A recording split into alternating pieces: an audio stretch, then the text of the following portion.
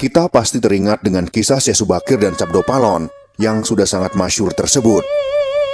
Dari kisah ini bisa kita ambil pelajaran berharga tentang musyawarah yang terjadi antara ulama penyebar agama Islam dan tokoh yang dianggap mempresentasikan penguasa atau penjaga tanah Jawa yang berusaha mempertahankan adat, budaya, dan agama yang terlebih dahulu ada di tanah Jawa. Dalam kisah itu diceritakan bagaimana Sabdo Palon sang penjaga tanah Jawa memberikan kesempatan kepada Syekh Subakir untuk menyebarkan ajaran Islam, tetapi dengan syarat yang harus dipenuhi. Jika syarat tersebut tidak dipenuhi, Sabdo Palon mengancam akan membuat goro-goro di masa yang akan datang. Dan ternyata banyak masyarakat, terutama orang Jawa, yang mempercayai semua fenomena buruk yang terjadi tersebut adalah tanda bahwa janji Sabdo Palon akan segera terjadi. Masyarakat Jawa mengenalnya dengan Sabdo Palon nagih janji. Di antara ragam serat Jangka Jayabaya, salah satu versinya bercerita tentang Syekh Subakir dan peranannya dalam membangun peradaban bangsa manusia di Pulau Jawa.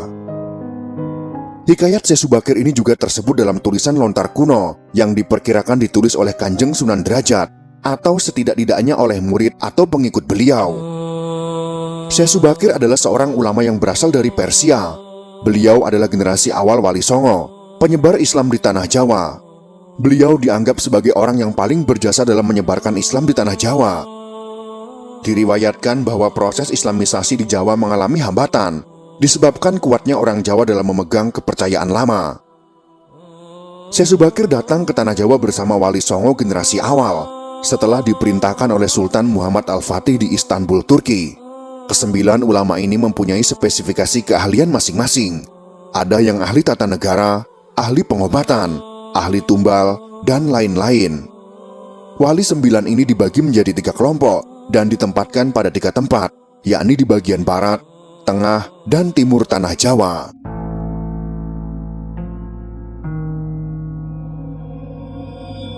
Konon hambatan penyebaran Islam di Jawa pada masa sebelumnya disebabkan oleh keberadaan bangsa jin yang menempati setiap sudut tanah Jawa.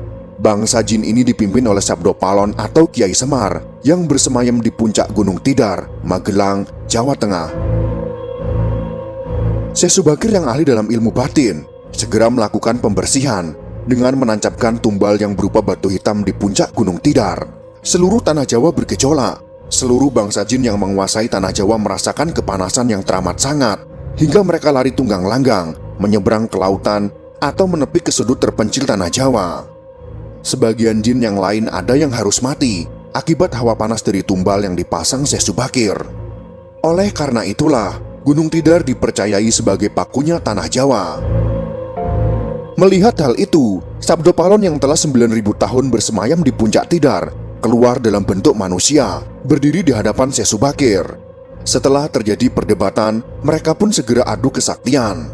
Konon pertempuran antara keduanya selama 40 hari 40 malam, hingga Sabdo Palon merasa kewalahan dan menawarkan gencatan senjata. Sabdo Palon mensyaratkan beberapa poin dalam upaya penyebaran Islam di tanah Jawa. Syarat-syarat itu pun disetujui oleh Syekh Subakir. Berikut ini adalah dialog antara Sabdo Palon dengan Syekh Subakir yang terjadi di atas Gunung Tidar, yang kami sajikan dalam bentuk imajiner. Seperti inilah dialognya. Syekh Subakir bertanya, "Kisana, siapakah Kisana ini? Tolong jelaskan." Sabdo Palon menjawab, "Aku ini Sabdo Palon, pamomong tanah Jawa sejak zaman dahulu kala, bahkan sejak zaman kedewataan. Akulah pamomong para kesatria leluhur. Dulu aku dikenal sebagai Sang Hyang Ismoyo Jati, lalu dikenal sebagai Ki Lurah Semar Bodronoyo. Dan sekarang zaman Majapahit ini, namaku dikenal sebagai Sabdo Palon." Syekh Subakir berkata, "Berarti Kisana ini adalah danyang tanah Jawa ini. Perkenalkan Kisana, namaku adalah Syekh Subakir yang berasal dari tanah Syam, Persia." Sabdo Palon kemudian bertanya, "Ada hajat apa gerangan jengan diko rawuh di tanah Jawa ini?" Syekh Subakir menjawab, "Saya diutus oleh Sultan Muhammad yang bertahta di negeri Istanbul untuk datang ke tanah Jawa ini. Saya tiadalah datang sendiri. Kami datang dengan beberapa kawan yang sama-sama diutus oleh Baginda Sultan." Sabdo Palon berkata, "Ceritakanlah selengkapnya Kisana, supaya aku tahu duduk permasalahannya." Syekh Subakir kemudian menjelaskan, "Baiklah, pada suatu malam Baginda Sultan Muhammad bermimpi menerima wisik dari Hyang Akaryo Jagat, Gusti Allah Zat yang Maha Suci lagi Maha Luhur. Diperintahkan untuk mengutus beberapa orang alim ke tanah Jawa ini. Yang dimaksud orang alim ini adalah sebangsa pendeta, brahmana, dan resi di tanah Hindu. Pada bahasa kami disebut dengan ulama." Sabdo Palon kembali bertanya, "Jadi Jeng Andiko ini termasuk ulama itu tadi?" Syekh Subakir kemudian menjelaskan, "Ya, saya salah satu dari ulama yang dikirim Baginda Sultan. Adapun tujuan kami dikirim kemari adalah untuk menyebarkan wawara suci, amedar agama suci, yaitu agama Islam." Sabdo Palon melanjutkan pertanyaannya, "Bukankah Kisanak tahu bahwa di tanah Jawa ini sudah ada agama yang berkembang yaitu Hindu dan Buddha yang berasal dari tanah Hindu? Buat apa lagi Kisanak menambah dengan agama yang baru lagi?" Syekh Subakir kemudian menjawab, "Biarkanlah Kabulodasi yang memilih keyakinannya sendiri. Bukankah Kisanak sendiri sebagai danyangnya tanah Jawa lebih paham bahwa sebelum agama Hindu dan Buddha masuk ke tanah Jawa ini, di sini pun sudah ada Kapitayan. Kapitayan atau ajaran asli tanah Jawa yang berupa ajaran Budi."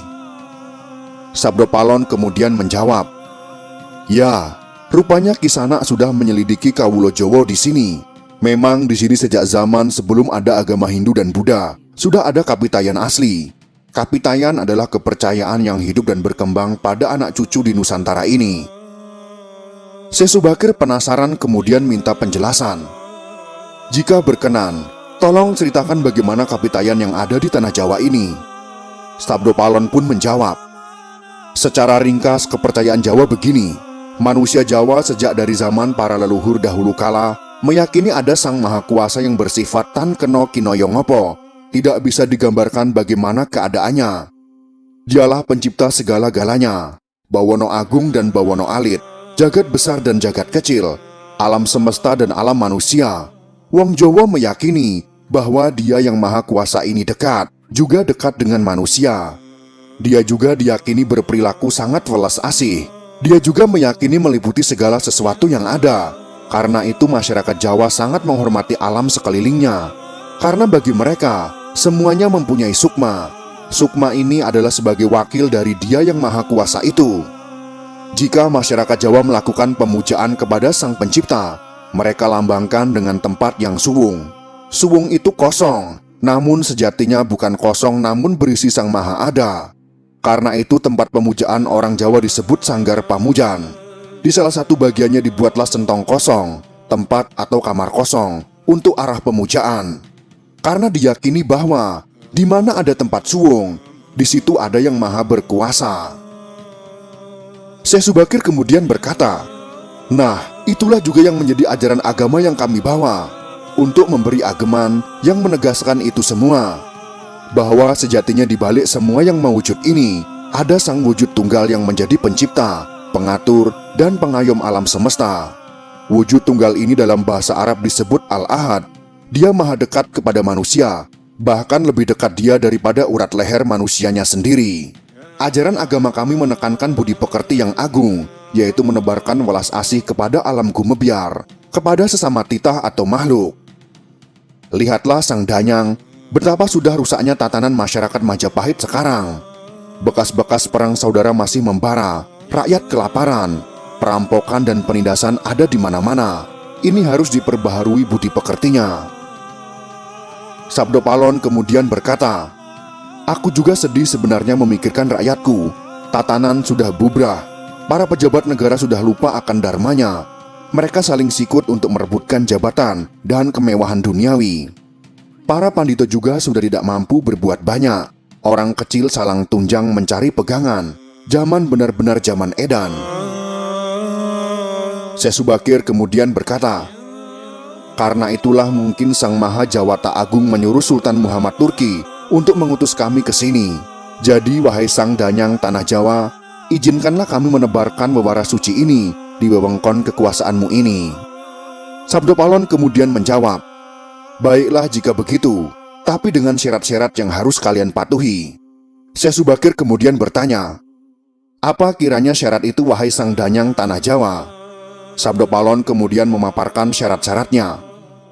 Yang pertama, jangan ada pemaksaan agama, dharma atau kepercayaan. Yang kedua, jika hendak membuat bangunan tempat pemujaan atau ngibadah, buatlah yang bangunan luarnya nampak gaya Hindu Jawa, walau isi dalamannya Islam. Yang ketiga, jika mendirikan kerajaan Islam, maka ratu yang pertama harus dari anak campuran. Maksud campuran adalah jika bapaknya Hindu, maka ibunya Islam. Jika bapaknya Islam, maka ibunya harus Hindu. Yang keempat, jangan jadikan wong Jawa berubah menjadi orang Arab atau Parsi. Biarkan mereka tetap menjadi orang Jawa dengan kebudayaan Jawa walau agamanya Islam. Karena agama setahu saya adalah dharma, yaitu lelaku hidup atau budi pekerti.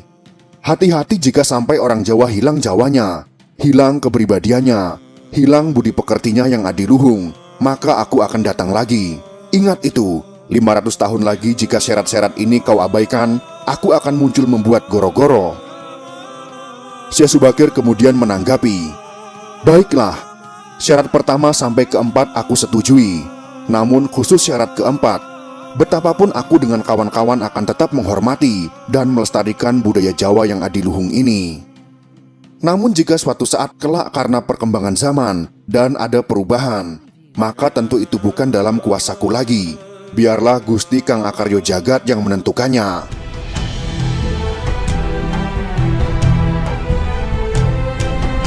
Itulah dialog yang terjadi antara Syekh Subakir dan Sabdo Palon. Kisah yang kami sajikan dalam video ini jangan kita telan mentah-mentah.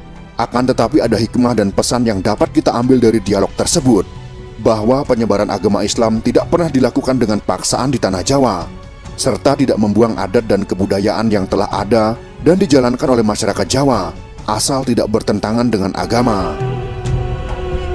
Mungkin karena dialog ini, para ulama menyebarkan agama Islam dengan kearifan lokal, sehingga agama Islam dapat diterima oleh masyarakat Jawa dan menjadi agama mayoritas yang dianut oleh orang Jawa.